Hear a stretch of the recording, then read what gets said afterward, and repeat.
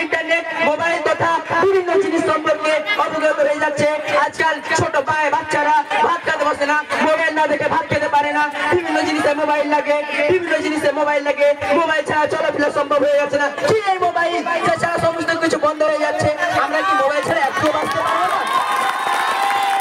আমরা অবশ্যই মোবাইল ছাড়া বাঁচতে পারবো। আমরা দেখি বিভিন্ন ছাত্র অনলাইন গেমে আসক্ত হয়ে তার সুন্দর জীবন আত্মহত্যা করছে। কোনো একটা কিছু বিষয়ের উপরে, সামান্য ছোট্ট বিষয়ের উপরে অনুভব করে সে নিজের জীবনটাকে নষ্ট করে ফেলছে। সে জানে না সে কত বড় ভুল করছে।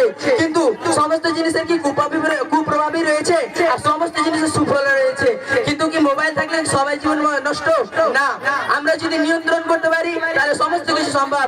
এমন নিয়ন্ত্রণ এমন একটা শব্দ যেটা যদি কোনো ছাত্র, কোনো শিশু, কোনো মানুষ, কোনো যুবক করতে পারে তাহলে সে অবশ্যই সাকসেস হবে। বলে দুটি নৌকায় পা দিয়ে চলতে পারে না, কিন্তু যদি নৌকা দুটিকে একসাথে জুড়ে দেওয়া হয় তাহলে সবকিছু চালানো সম্ভব হয়। অতএব আমরা যদি জীবনের পথে মোবাইলকে নিয়ন্ত্রণ করতে পারি অবশ্যই আমরা আরো বেশি সাকসেস হবে। আজকাল যে বিভিন্ন বড় বড় এসআই অফিসার, বড় বড় আইপিএস অফিসার যারা ইউপিএসসি ক্র্যাক করছে, যারা নেট ক্র্যাক করছে, তাদের পিছনে যে সাকসেসের অন্যতম একটা কারণ হয়ে থাকে সেটা হবে মোবাইল।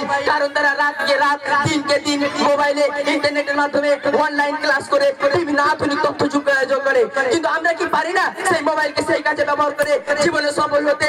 অবশ্যই পারি। অতএব আমাদের নিয়ন্ত্রণ করে সামনে লক্ষ্য করে বর্তমানে আমরা ছাত্র, যদি আমরাও চেষ্টা করি সামনে অবশ্যই আমরা সফল হব। তবে আমাদের একটা জিনিস অবশ্যই প্রয়োজন, আমাদের নিয়ন্ত্রণ অবশ্যই লাগবে। আমি আমার বক্তব্য লম্বা না করে সামনে কিছু বলেই ইতি করে দেবো। একটা কথা ছাত্র তথা যুব সমাজ ও যারা উপস্থিত সামনে গার্জেন তাদের উদ্দেশ্যে, আপনার শিশুকে কখনো মোবাইলে আসক্ত করবেন না। কারণ মোবাইল এমন একটা জিনিস যেটাতে মানুষ একবার আসক্ত হয়ে গেলে দ্বিতীয়বার ফেরা খুবই কঠিন হয়।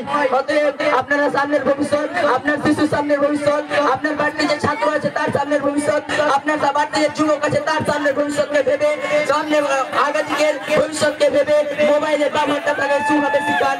অবশ্যই আমরা সফলতা পাবো। আসসালামু আলাইকুম।